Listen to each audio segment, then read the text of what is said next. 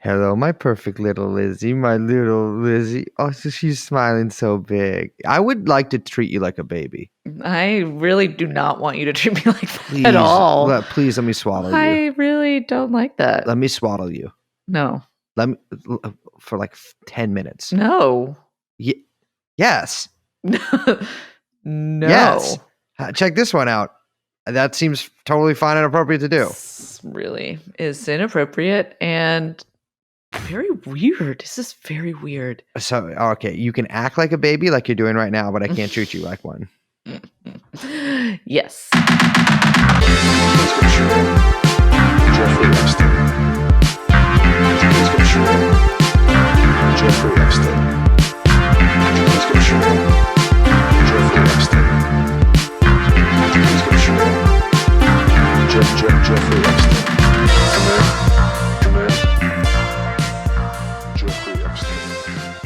So that was, listeners, step one of like slowly weighting you guys into me becoming an adult baby, but like ironically. All the signs were there. You'll say like a year out. No, I'm just being like, it's like ironic. Like it's like, you know, like I'm. Well, wait, are you gonna? You're gonna come out as adult baby? Are you gonna be, or is it gonna get leaked that you are an adult baby? I think. Oh, I'm never gonna officially like claim I am one. I'm just gonna do all of the things associated with them, and then deny it if people ask me. It would be really funny if that became a thing. Like me, like I'm like people being like my brave story, and it's like them on the cover of a magazine, like, you know, them coming to terms with their that'll happen. Adult babiness. People, I have a whole. If we ever end up doing like one of our episodes that we've like talked about doing, specifically thinking about the adult baby. Yeah, okay. Anyways, I have a ton of theories on that. As to why, because everyone wants to be a baby these days, and babies are trending. Babies are in. People like 32-year-olds were like, I'm not gonna have a baby. Forget that. I'm gonna be one for the rest of my life. Remember when they were like, "Wow, no COVID baby boom"? Yeah, they're adult babies. They're adult babies. The Snuggie, I think, is really what like drove. Once that became like a thing that you could own legally. Like once they legalized like the Snuggie type clothing for adults, everything was out the window. And society is, not society has regressed, just people have regressed individually within society. Hello, everyone. I'm adult Liz. Hello, everybody. It's so nice to be here. My first day of preschool.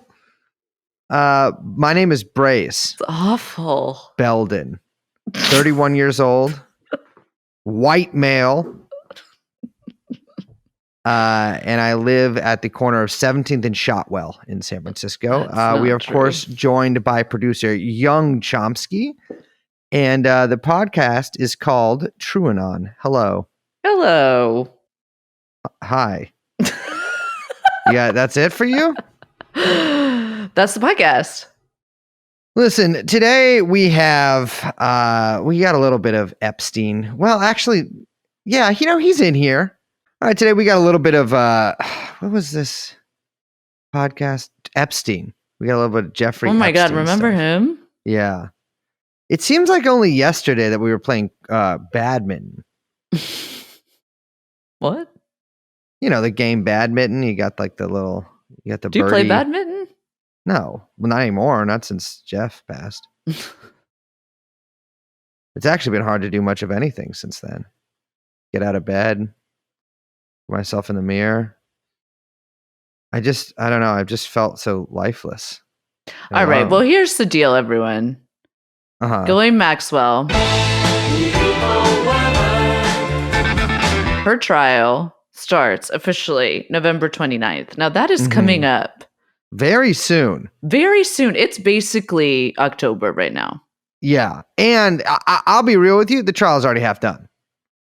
It's coming up so quick. Yeah. By the time you listen to this, it will already have been over. She will be free on the streets and at your local, where do people go? Coffee shop. Yeah, she is going to be up in front of the judge on November 29th. I think jury selection starts a couple of weeks before, like on the 15th or the 13th. Yeah, 13th or 15th, something like that. My question for that is, I've been like looking about how they selected juries for like other, pretty big cases. I don't think as many people know who Ghislaine Maxwell is as Jeffrey Epstein, obviously, but that question will clearly come up during jury selection. So if you do get selected for this, lie and say you don't know who they are and you actually have no opinion on it. Yeah, it's funny because I was thinking, hey, wait a minute. Let me look through the little podcast, little stats.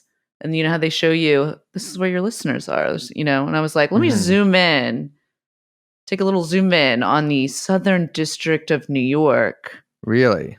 To our little podcast listeners out there, little gumshoes, quite a few who potentially could be selected.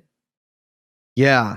It's weird. I'm actually looking at this map right now, Liz. I don't know if you've refreshed it lately, but it seems to be mostly from Tel Aviv. And by mostly, I mean like 99%. And the other 1%, I think, is using a VPN because it's from Bhutan. But yeah, no, if listen, I think I've talked about jury selection stuff on here before, how most people just get out of it. Although I feel like I've received feedback that people like doing their civic duty. If you usually go in and you're like, legalize crime, I don't think, just no, tell them that you're French. You've never heard of Jeffrey Epstein, that you're open-minded and kink positive, but not too much. You're trying to really thread the needle so that her jurors don't throw you out. Also, if you have somewhere to be in the next, let's say 4 to 8 months, cancel it. Yeah. You gotta know. What are you going to do? You got nowhere else to be. Come on. Trial of a century. Yeah. Yeah. And you have an opportunity to be a part of it. Yes, I'm very much looking forward to this starting, but it is already off to a bit of a rocky start. I mean, it was supposed to happen, I think it was supposed to start a couple of months ago in July, right? Yeah, it was supposed to start in July. They pushed it back. And then finally, Judge Allison Nathan, recurring character of the podcast, she was like, okay, final. This is the final hard date, November 29th. Boom, it's happening. Which I got to say, right after Thanksgiving, not when ideal. Everyone's tummies are so full and everyone's sleepy. It's a perfect time to start the trial. Sleepy. Everyone's gonna be so sleepy. I know. Turkey. It's disgusting. Also, it's annoying because it's like, wait, you're gonna have the trial for what, a week and a half, and then literally everything shuts down because of the holidays. Yeah. I know, because it's beautiful wintertime in New York and you make a snow angel and frolic with your friends. No, everyone's just always like, oh, it's almost the holidays, December 17th, everything's got to shut down. Boom, everything shuts down. Yeah, exactly. I don't really know why they're, I guess they have to start it this year, and that's probably around the latest time that they can start it this year and still get a couple weeks of trial in. Yeah. But yeah, she was there hasn't been a ton of really important news coming out of the pretrial stuff. But the prosecutors were, the government side, were ordered by Allison Nathan to disclose, not discuss, the identities of any unnamed co-conspirators. Now, unnamed co-conspirators have been all over the Epstein case, basically since there was an Epstein case. And it appears that the feds have 2 who they're planning on involving in this. Yeah. They, Ghislaine's lawyers, basically lobbied the judge and got them to mandate that the feds release this. They have not yet released the names. They were supposed to on the 13th, which is a little annoying because we were recording this podcast and I thought we would talk about it. Include it in this episode.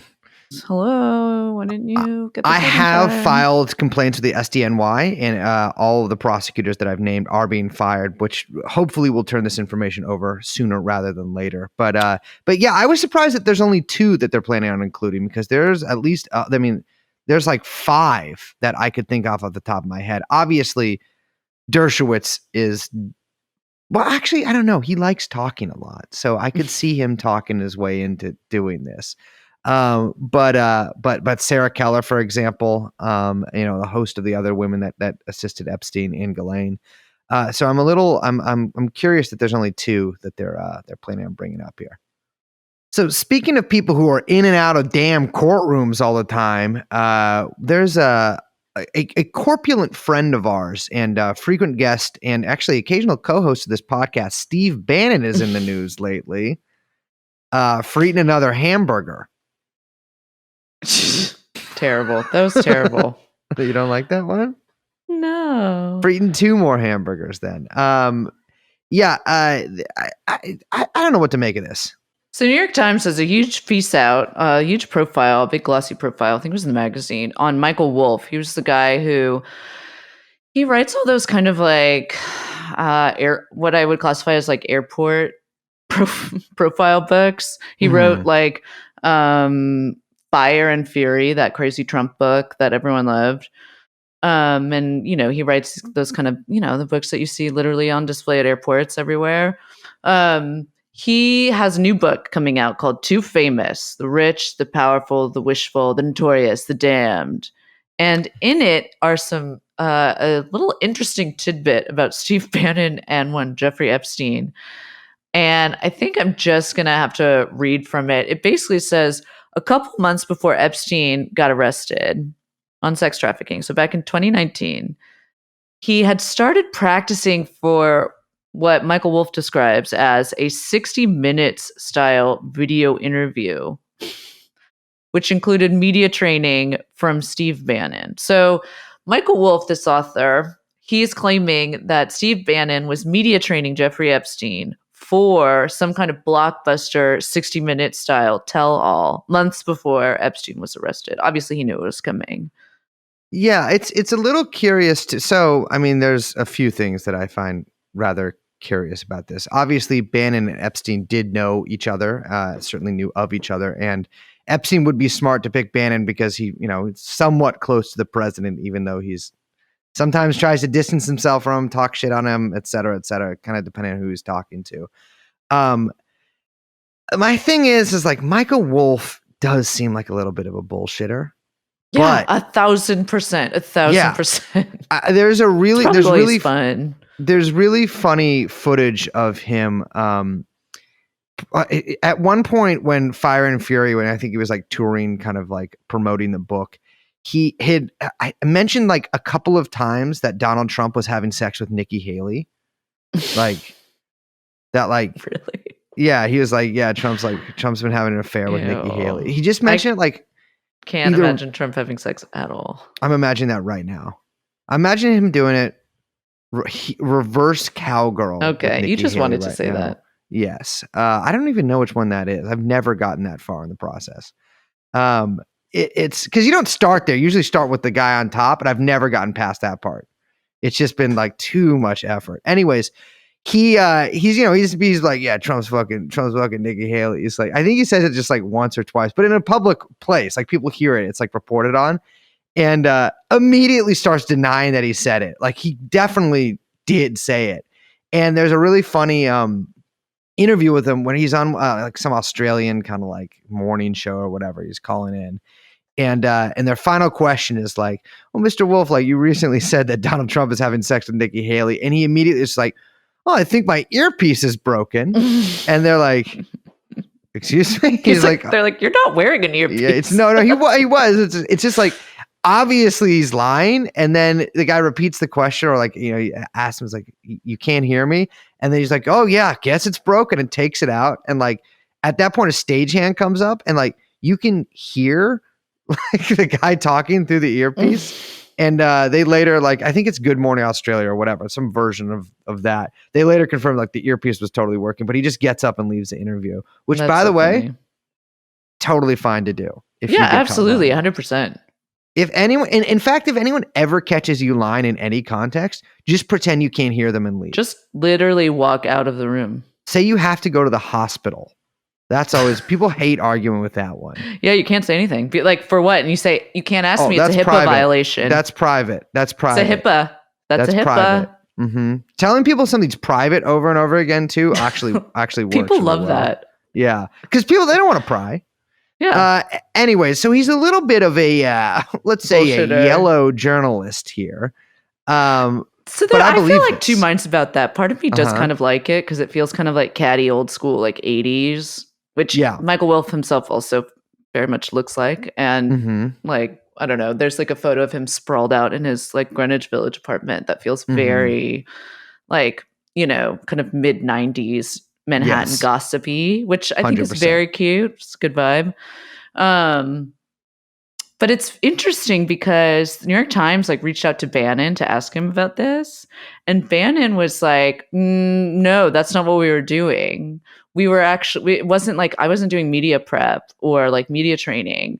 It was, it's actually for this documentary series that hasn't been announced yet, or maybe will never be announced. That was 8 to 10 hours that was meant to illustrate, quote, how Mr. Epstein's perversions and depravity toward young women were a part of a life that was systematically supported, encouraged, and rewarded by a global establishment that dined off his money and his influence. So I'm of two minds about this too. I'm a little bit of a bit split over this. So Wolff, as far as I can tell, the book is not out yet. This is taken from like probably advanced copies that reporters were allowed to read. Yeah, it's just a PR push. Exactly, like somewhat summarized. But it appears from the reporting on this that Wolff has not seen the videos himself, but read the transcripts. Maybe he's seen the fact that the videos exist. I don't know. And I will say some of the quotes from Bannon to Epstein here do seem a little bit coaching. I don't know if I imagine 10 to 15 or 10 hours of like, I mean, because they said there's like 10 to 15 hours of video of this. Like, imagine that's quite a lot of transcripts. So I don't know if he got the whole thing or anything like that. He at one point, Bannon advises Epstein not to share his racist theories on how Black people learn. Yeah, I have some questions about that. I would like to hear Epstein talk about that, actually. Yeah, I mean, Epstein is not known for having many like Black friends, let's say, and sticking mostly to white victims as well. So, that being said, I have not seen Epstein advocate for any, let's say, esoteric forms of educational theories there, but I certainly believe he's capable of believing that. Also, he says. Mainly, this is something from Wolff. Mainly, Mr. Bannon tells Mr. Epstein that he should stick to his message, which is that he is not a pedophile. Now, that's a little bit of TrueAnon advice for basically everybody out there. Always stay on that message for yourself. Yeah. I think in general, if you don't have anything else to say, that's not a bad place to start. Lull in the conversation. You're on a date with a girl and, you just saw, you just saw the Bob Odenkirk action movie, and you walk out of the theater, you're covered in grease from spilling the popcorn because you were trying to cut a hole in the bottom of it to stick your penis through. And there's like a lull in the conversation because she's like looks at you because you're all fucked up and buttery, and you're like, I'm not a pedophile, right? Like, I'm not. And I'm also like, I do have like weird theories on education stuff, but like you don't need to know those yet. It's a first date. Yeah. Okay. So my thing is too now. We started this off saying, hey, you live in SDNY, listeners. We need you to get on the jury for the Maxwell trial. That seems obvious. Here's my other thing.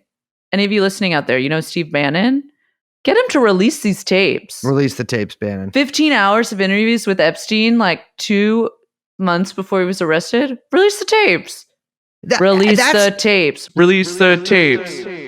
If I could go to a gala and wear a slogan-eared dress, it would say, release the tape, Steve. Mine would 100% be where the white women at.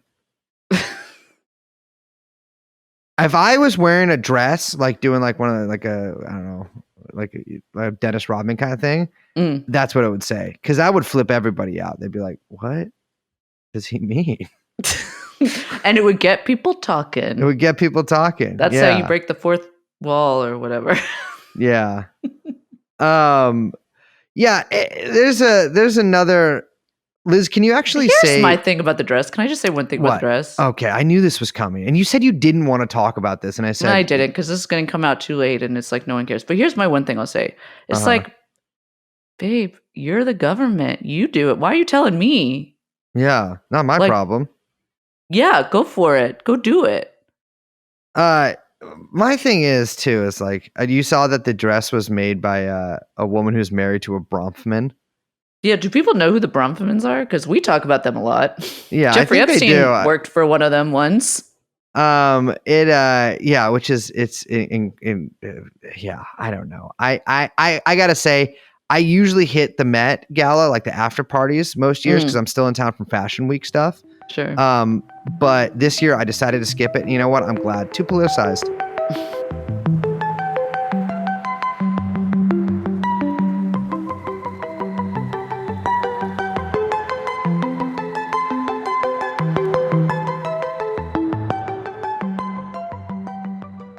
So there's another quote that Bannon says to Epstein. And Liz, I'd like you to read it to me and actually look at me. I don't know if you can do this while you're reading it, but can you look at me and say this in your voice, but like mean it to me? Wait, which one? Mr. Bannon's remarks on Epstein. This is what I say to myself when I look in the mirror every day. Literally asking you to say this to me, but okay. I know. Well, that's how I'm well, prepared because now I'm ready to say it to you, because I'm used to saying it to myself. I know that you're saying it to me, but you're saying it to yourself. If that makes sense to you. Yeah. Well, say it. Brace. Yeah. Brace Belden. Look at me. Okay. You're engaging. You're not threatening. You're natural. You're friendly. You don't look at all creepy. You're a sympathetic figure. Thank you.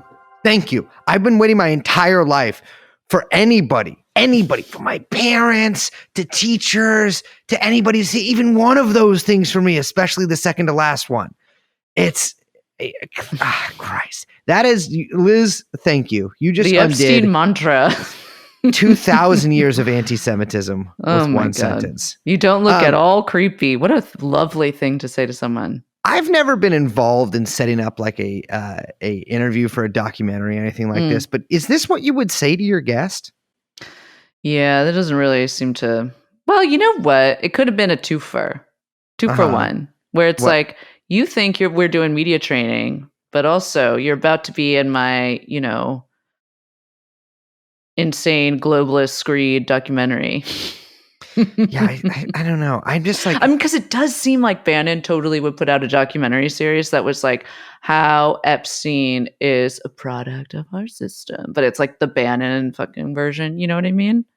Yeah, but I just find it so odd that Bannon wouldn't have mentioned this before because he's such a little like blabbermouth. I mean, he is like one of the biggest leakers in fucking Washington. He does also seem like someone who has about, at any given time, 25 to 35 different projects going on that never ever end up going anywhere. Like, you know people like that? Yeah, 100%. And like, he also seems just like he's like dying too. So like maybe he just like doesn't like, he's like hanging out with the Reaper too much, like playing chess or whatever. Like big election year coming up, so we're gonna see more of him, annoyingly. Yeah, but anyways, like Liz was saying, you need to release the tapes immediately. I don't think this documentary is going to get made because I have a feeling if he was going to do it, he probably would have done it sometime at all recently. Maybe and after this, I mean, if he does have these tapes, if this actually does exist, I can see him like reassembling those tapes and releasing something to sort of align with the Ghislaine trial. Just release the tapes, Steve. Release the tapes. So speaking of people that don't do media training very well, we have once again back on the show, Prince Andrew, one of the most handsome. Why are royals so fucked up? Look, I know it's because they're inbred or whatever. Well, but that's it. That's it. Yeah. That's why, because they keep bringing attractive ones in, seeing if that will help level out the genes. Spoiler, it does not. Should maybe like one generation of royals just like all be like cold? They should but like switch with like a different family or something. Like, okay, like we'll have like 4 kids. You guys have 4 kids. Like, I don't know, like the Belgian royal family or like I don't know. They're probably all inbred too. But like, I know they're all connected. They tried doing that. They would like do that basically in like the 17th century. Didn't work. Just Greek, more inbreds. Yeah. Yeah. It's just like, can I get in the mix there? Like, I mean, you could try. I don't think so, though. No offense. yeah, I don't know, but just like, I feel like I could hang out with Fergie if we'll talk about her in a second. Yeah. Yeah, she's doing a little hanging out with Andrew.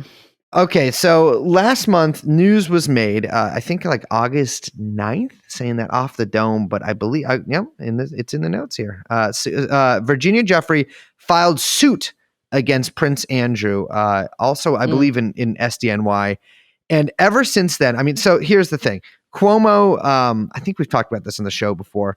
Cuomo basically gave victims, I think, of a variety of crimes, but most notably sexually assault, basically a year window to file civil claims against people that maybe it would have been past the statute of limitations. And that window was extended because of COVID. I believe it ended on the 14th of August this year. And so about 5 days before, Andrew must have been sweating. Be like, fuck, that window's going to close. I'll be home free. Yeah, he's always sweating. I guess, I know he's never technically sweating. But I mean, that guy is coating his body in antiperspirant, which actually does work and really helps you retain a lot of energy. You can actually go like a week or two without drinking water like that. Anyways, she did file suit against him. The suit is for battery and intentional infliction of emotional distress, owing to what he did and the way he handled the accusations. Very famously, obviously, denials and then smearing, and of course now refusal of cooperation with U.S. Authorities. The suit accuses him of publicly feigning ignorance over the accusations and then clamming up when he did say that he would help the FBI in any sort of prosecution at all. He did not do that. He's also accused in the suit of sexual assault and, like I mentioned, battery. And you know, when we were putting together this episode, I actually went and looked at. I didn't watch the video. I looked at the transcript of that Newsnight interview he did, and God, I forgot just every single part. It wasn't just like one part he fucked up. Every answer is bad. Yeah, every answer is bad. I mean, his PR person quit like right after. Remember? Yeah, I mean, I don't think I can't think of a worse PR disaster in my lifetime than this. Yeah, that was pretty bad. You know, it's funny because, you know, she filed this suit, and when it happened, everyone was like, well, I bet this isn't going to go very far. You know, they'll find a way to squash this, blah, blah, blah, blah, blah. Doesn't seem like it, actually. Well, I'm sort of two minds about that. So they've been trying to serve him for a while. And I would like to quickly shout out the many process servers who answered my call for questions about that process of serving. The process of process serving? Uh-huh. So, and let me tell you. Process of process serve. That would be, yeah, okay. I would be so good at it. I've thought about doing it before, except I don't know how to drive, which seems pretty crucial. I guess I could, in San Francisco, you kind of just take the bus. But one guy was telling me that he sends edible arrangements if it's like a wealthier person, so that's the thing. If you ever get a mysterious edible arrangements delivery at the door, don't answer it. And don't take anything from it. I have a question. Yeah. So he sends an edible arrangements and it has it in it, or he shows up as an edible arrangements delivery person? I think he buys and maybe picks up an edible arrangement and then brings it, and they think, you know, seeing this large edible arrangement, that he himself is from the company Edible Arrangements. And then he's like, you got served. Coupon code TrueAnon 222. And then he serves it to them. And I guess a lot of times I don't take it, which is ridiculous to me, because if I was getting served, like, I would still ask to see if I could get the edible arrangement from them. Oh, like they know that it's going to be? Yeah, but it's also funny that he actually does give them the edible arrangements sometimes. Like, well, it's a lot of cookies or melon. Yeah. You know, sometimes it's a fruit one. They have like healthy ones. I've never seen one in the wild. But so the deal is, I mean, obviously Prince Andrew is not in the USA. He is ensconced in one of his family's estates. Actually, he's been sort of bouncing between them. And turns out the process server, which they had to have hired like the Delta Force of process servers to get this to him. They couldn't get it to him. Yeah, they haven't been able to get it to him because he's been out and hiding in Balmoral. where he's been frolicking out, hunting foxes or whatever the fuck these people do. 50,000 acre estate, so he's got plenty of room to walk around. Yeah. One of the big royal estates, very famous. But they haven't been able to get to him. Little crafty bastard. But now it was just announced that now the British High Court is getting involved and says that he will be served because the British High Court is going to step in and make sure it happens. Which, first of all, I don't know anything about the English justice system. Wigs. That literally they wear the wigs. That's it. That's all I know. Apparently the Canadians do that too, which what an undignified country. Anyway. Wow. I apologize for her. I mean, we break it off with the crown, just get rid of the wigs. That's what I say. Yeah, get rid of the wigs. I'll say that. Get rid of it. If you take me to court in Canada, I'm not going to be able to take you seriously. I'm not taking that seriously at all. That's not a real court. Kangaroo court. So I think that they tried 14 or 15 different ways to actually get it to him. And the ones that seem the most legally sound, I guess, from a process serving point of view, was the fact that they gave it to the Metropolitan Police officer at the door, because apparently, and this is something I learned from our many process serving listeners, if it's somebody that regularly accepts mail for the person you're serving, then that counts as well. And I could very well assume that the Metropolitan Police do probably handle some of the royal mail, at least, if it's depending on, I guess, the residency. And they served it to his lawyers, which I'm I feel like if you're giving it to his lawyers, that counts. Apparently it doesn't count though. I don't understand.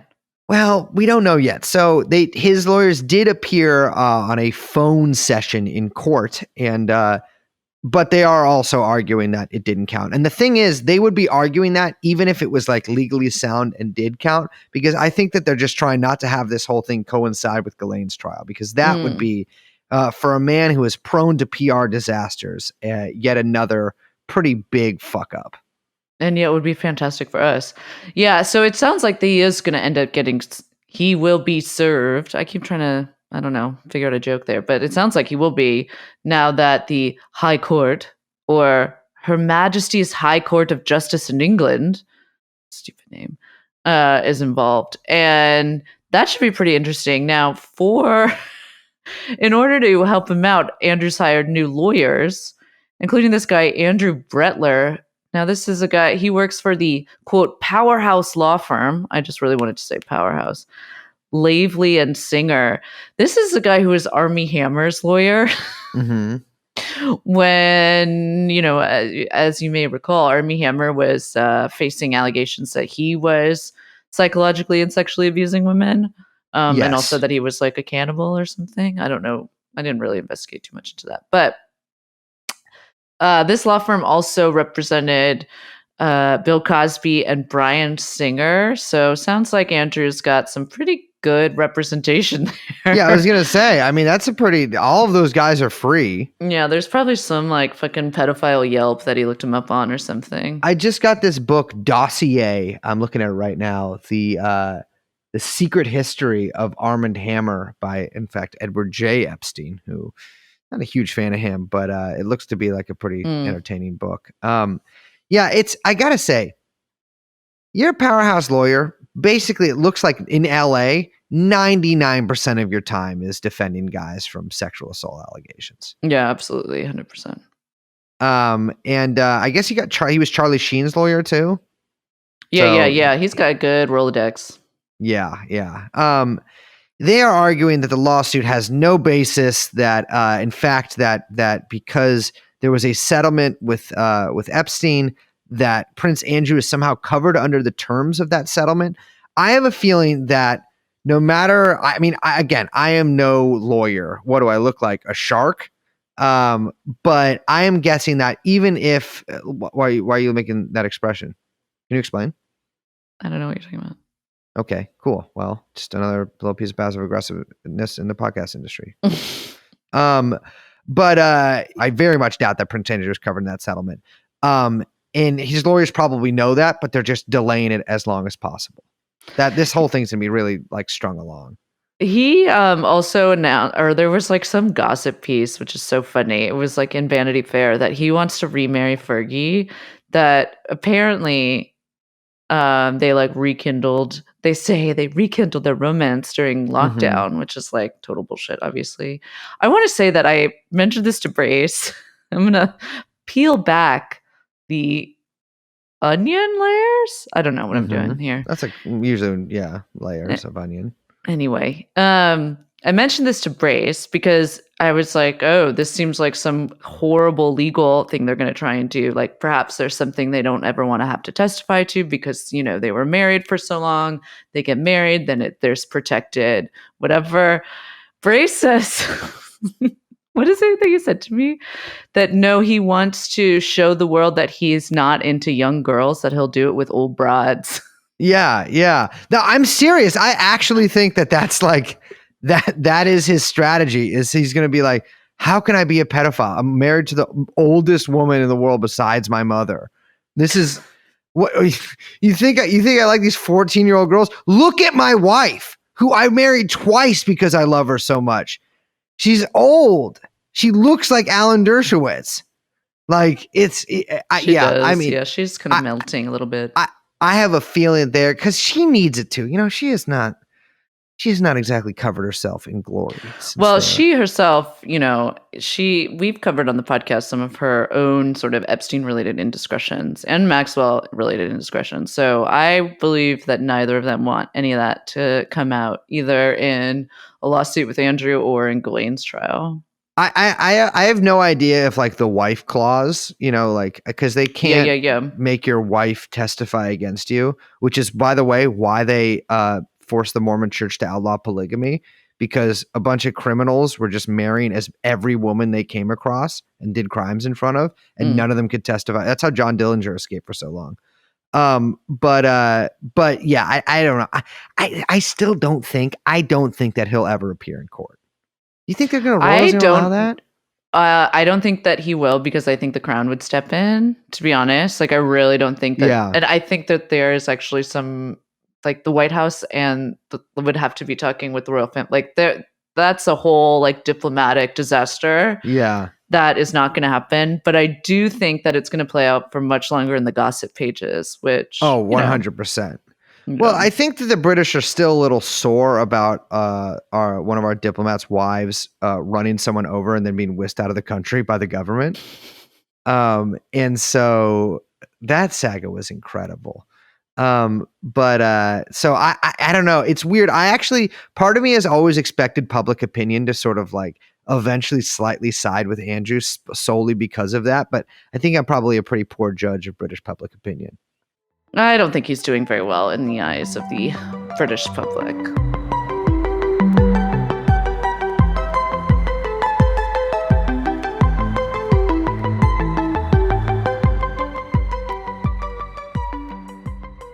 So Rudy Giuliani's been getting drunk a lot lately. You see, look at this. I could be on like a morning zoo. That was such a morning zoo. So Rudy Giuliani's been getting drunk a lot lately. And it's Morning Zoo, and the fact that you could have said that 10 years ago when Morning Zoo shows were on, and it totally would have been a fine bit. Now, Liz, does it seem to you, fuck, I could never make it on a Morning Zoo. Does it seem to you that like sometimes the whole world has turned into a Morning Zoo? Yep. And we're all in cages. Yeah. So if Giuliani's been consistent about one thing in the past few years, is only ever appearing in public when he's really drunk. I think he's just always really drunk. And so then 100%. When he has to be in public, he's just, oh, fuck, already drunk anyway. And by the way, something I want to mention is in fucking Borat 2, which sucked, by the way, it was not good. But, famously, they're like, oh, Giuliani was going to get like his shit sucked on by like Borat's like daughter or whatever in the movie. Like he was like unbuttoning his pants. Vaguely remember something like this. If Borat, listen, if anybody with any freaking cojones was making that movie, they would have just been like, yeah, fuck him. Like, have sex with him and we'll just like play the like 20-minute long sex tape and like full silence except for like the squeaking of the mattresses or whatever. They should have let Giuliani fuck in that movie, is what I'm saying. Release the tapes. Anyways, he went on stage during a 9/11 speech, which is I mean, I guess it makes sense for him to be drunk. It was one of the greatest days of his life, but he did not do well. No, and the only reason to bring this up besides that, look, if you haven't seen this video, I highly recommend you go watch the video. It's very, very funny. He's very, very drunk, and like that kind of sweaty old man drunk. I mean, it's Giuliani. It's how he looks all the Yeah. time, to be fair, but he is very Yeah. drunk. And he out of nowhere brings up Andrew after kind of mentioning the Queen and doing a very poor impression of a British accent. I say I thought rivals it was pretty good.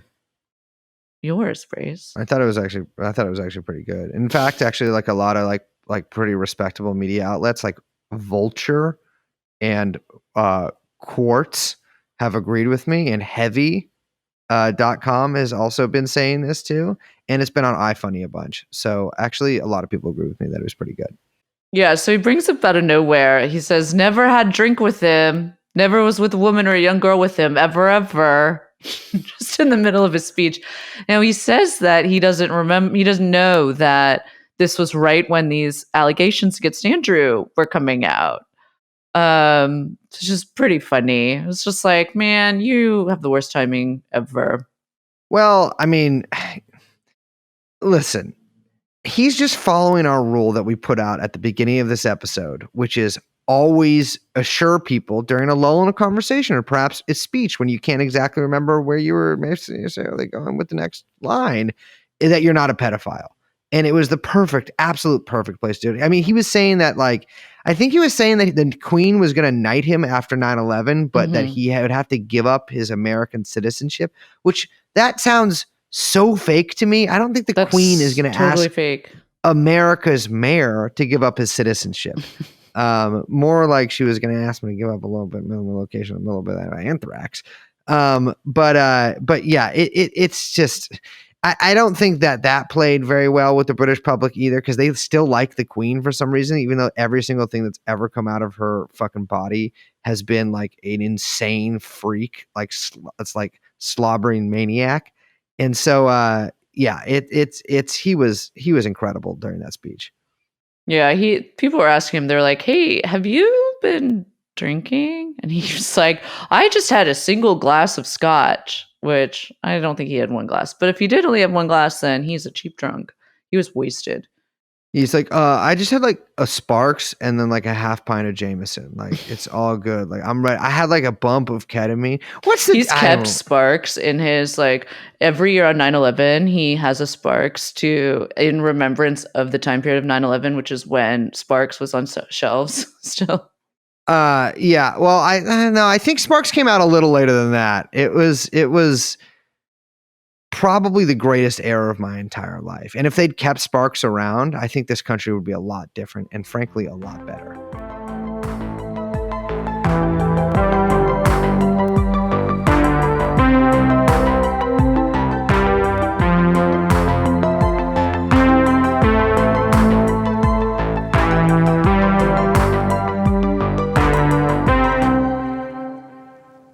So occasionally people ask me, do you think Ghislaine will be killed? Wait, do people really ask you that? People have asked me that. People, for some reason, are like, I'm going to ask this guy about Epstein. Like, dude, I haven't hung out with him in years. Like, I don't know what he's up to. Like, it's frankly none of my business. Release the tapes. Yeah, exactly. Like, we're Ask both. Steve, he's right next to me, dude. That's what you should say. Yeah, I do. Like, we're both on this, like, in this In-N-Out having burgers together, like a ton of hamburgers together. But I don't think that they're going to kill Ghislaine. I mean, I've said from the beginning that if Ghislaine is like somehow incapacitated, they're going to make her like developmentally disabled somehow, or like drive her insane. But they're not going to kill Ghislaine, especially not before the trial starts. No way. No way. No, I mean, she has been obviously complaining about poor conditions in her jail. I mean, the jail does look pretty shitty, but it does not seem like the tenor of the stuff coming out from her legal team and the stuff being reported on the press. It doesn't. I don't see it happening anytime soon. I mean, they're checking on her every like 5 minutes, because if they have a repeat, it's not going to be. it'll pull back the veil, I think, a little too far. But I'm very much looking forward to the beginning of this trial. Yeah, I'm really looking forward to it. We will both be there, right there, hoping they let us in the docket next to her. No, we'll be We there. are We'll the be there. unnamed co-conspirators. Named in the indictment, announced. That would be a real twist to this entire enterprise. If you were just like his like assistant for a while, like no, like if they needed a released job the out names of the college. co-conspirators and it was Bryce Felton and Liz Prince. That's what I'm saying. Like it's like you like worked for him like out of college for a little bit. Like I was like, you know, I was just like trying to learn how to fly a freaking plane in Florida, like some of my heroes have done in the past. And like, you know, we kind of came into contact with him and we're snitching. The thing is, I would never snitch. Yeah, we got swept up. Yeah, but I wouldn't snitch either. No, because I'd be afraid of getting hurt. Well, with that being said, I'm Bryce. My name is Liz. We are, as always, joined by producer Young Chomsky. The podcast is TrueAnon, and we will see you next time. Bye-bye. Jeffrey Epstein. Jeffrey Epstein.